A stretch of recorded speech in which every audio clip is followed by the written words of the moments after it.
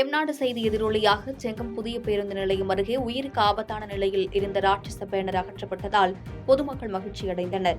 திருவண்ணாமலை மாவட்டம் செங்கம் புதிய பேருந்து நிலையம் அருகே உயிருக்கு ஆபத்தான நிலையில் கிழிந்து தொங்கிய ராட்சச பேனர் குறித்து நமது எம்நாடு தொலைக்காட்சியில் செய்தி வெளியானது. இதனையடுத்து பேரூராட்சி நிர்வாக ஊழியர்கள் உடனடி நடவடிக்கை எடுத்து உயிருக்கு ஆபத்தான நிலையில் தொங்கிக் கொண்டிருந்த ராட்சச பேனரை முழுமையாக அகற்றினர். விபத்து ஏற்படுவதற்கு முன்னர் ஆபத்தான நிலையில் இருந்த ராட்சச பேனர் அகற்றப்பட்டதால் எம்நாடு தொலைக்காட்சிக்கு சமூக ஆர்வலர்கள் நன்றி தெரிவித்தனர்.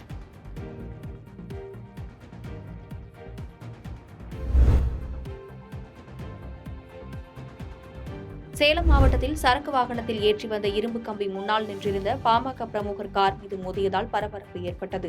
சேலம் மாவட்டம் இளம்பிள்ளை பண்டரிநாதன் கோவில் பகுதியில் வசிப்பவர் பச்சமுத்து. பாமக பிரமுகரான இவர் தனது காரில் மகனுடன் சென்றுள்ளார்.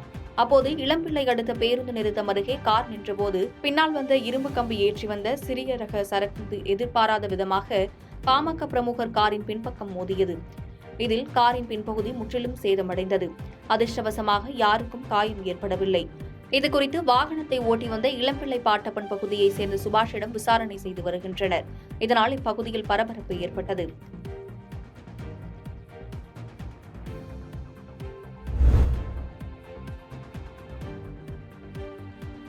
பெரம்பலூர் அருகே அரசு வேலை வாங்கித் தருவதாக கூறி ரூபாய் 15 லட்சம் பணத்தை பெற்றுக் கொண்டு ஏமாற்றிய பெண்ணை போலீசார் கைது செய்தனர். பெரம்பலூர் மாவட்டம் குன்னம் கிராமத்தைச் சேர்ந்தவர் பொன்மனச்செல்வி.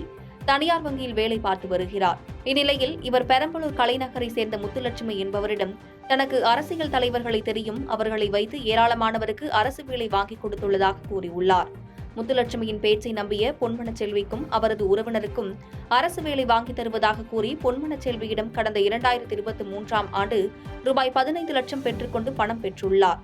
பின்னர் வேலையும் வாங்கிக் கொடுக்காமல் பணமும் திருப்பி தராமல் ஏமாற்றி வருவதாக பொன்மனச்செல்வி கொடுத்த புகாரின் பேரில் வழக்கு பதிவு செய்த போலீசார் முத்துலட்சுமியை கைது செய்து நீதிமன்ற காவலுக்கு அனுப்பி வைத்தனர்.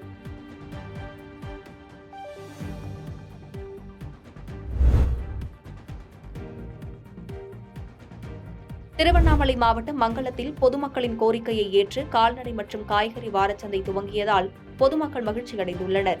திருவண்ணாமலை மாவட்டம் மங்களம் மற்றும் அதன் 20க்கும் மேற்பட்ட சுற்றுவட்டார கிராமங்களில் இருந்து மங்களத்திற்கு அத்தியாவசிய பொருட்கள் வாங்கி செல்ல வருவர். அந்த நிலையில் மங்களத்தில் காய்கறி மற்றும் கால்நடை வாரச்சந்தை வேண்டும் என பொதுமக்கள் ஊராட்சி நிர்வாகத்திடம் பலமுறை கோரிக்கை வைத்தனர்.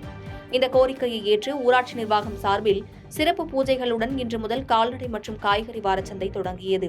இதில் மக்கள் பிரதிநிதிகள், மாவட்ட கவுன்சிலர், ஒன்றிய கவுன்சிலர்கள், ஊராட்சி மன்ற துணைத் தலைவர் உள்ளிட்ட பொதுமக்கள் ஏராளமானோர் சந்தையில் பார்வையிட்டு பொருட்களை வாங்கி சென்றனர்.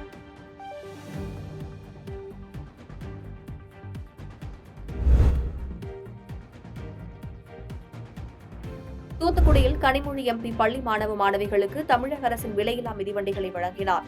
தூத்துக்குடி சிவ அரசு மேல்நிலைப் பள்ளியில் மாணவ மாணவிகளுக்கு விலையில்லா மிதிவண்டிகள் வழங்கும் நிகழ்ச்சி இன்று நடைபெற்றது. இந்த நிகழ்ச்சிக்கு மாவட்ட ஆட்சியர் லட்சுமிபதி தலைமை தாங்கினார். மேலும் கனிமொழி எம்பி கலந்து கொண்டு சிவ அரசு மேல்நிலைப்பள்ளி மாணவ மாணவிகள் 61 பேருக்கும், சோரேஸ்புரம் அரசு மேல்நிலைப்பள்ளி மாணவ மாணவிகள் 22 பேருக்கும், சாமுவேல்புரம் அரசு மேல்நிலைப்பள்ளி மாணவ மாணவிகள் 102 பேருக்கும் மிதிவண்டிகள் வழங்கினார். இந்நிகழ்ச்சியில் சமூக நலன் மற்றும் மகளிர் உரிமைத்துறை அமைச்சர் கீதா ஜீவன், தூத்துக்குடி மாநகராட்சி மேயர் ஜெகன் பெரியசாமி உள்ளிட்ட துறை சார்ந்த அலுவலர்கள், பள்ளி தலைமை ஆசிரியர்கள் உட்பட பலர் கலந்து கொண்டனர். பாதகம் செய்பவரை கண்டால் நாம் பயங்கொள்ளலாகாது பாப்பா, மோதி மிதித்து விடு பாப்பா, அவர் முகத்தில் உமிழ்ந்து விடு பாப்பா. அண்மை செய்திகளை உடனுக்குடன் தெரிந்து கொள்ள இணைந்திருங்கள் எம்நாடு தொலைக்காட்சியுடன்.